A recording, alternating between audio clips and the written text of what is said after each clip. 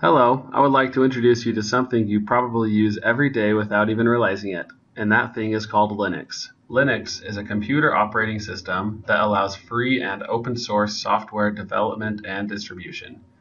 Linux also comes with a useful set of tools called the command line.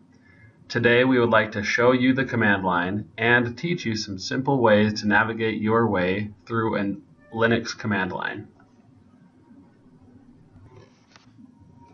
In the Linux command line, there are many different commands you can use. We will go over some of the basics, and here is a list of the commands we will go over.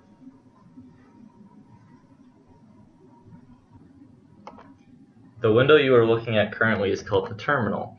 I'm now going to show you some useful commands. First is the ls command. As you can see, this will list out everything that is in the current directory that you happen to be in. The ls command comes with some useful flags. So let me show you them, for example. So there's -l, which will list everything in the list item instead of just all scattered out. There's the -a flag, which will show all files, including hidden files. You'll notice that a bunch more files showed up here that have the dots in them. Those were hidden before.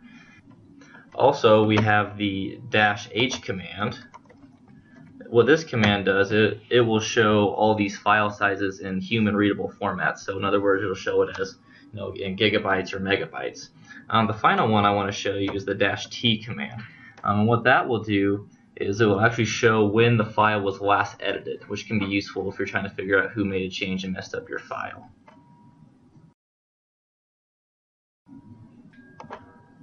Another useful command I'd like to show you is the cd command. What this will do is it'll actually change the directory that you were in.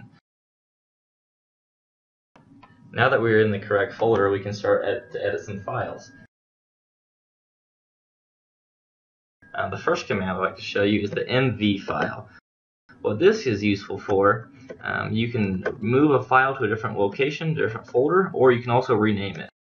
So right now, we're going to name it to this haiku.txt file to test.txt. And if we do another ls, we'll now see that the haiku.txt file has changed to test.txt.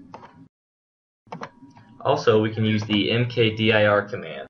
What this does is it creates a new directory. So if we do mkdir and then just say testing, this will create a new directory, which we can see here. Now let's say we want to remove the folder we just made. The rm command is useful for removing files, but since this is a directory, we have to use rmdir and then give the name of the file or the folder we want to delete, and now we can see it has gone.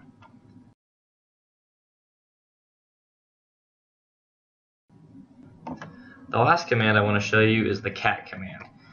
What the cat command does is it will actually print the content of the test.txt file onto your screen here without actually having to open up the file. So let me show you what that does here. Now, as you can see here, it printed off the content of that folder.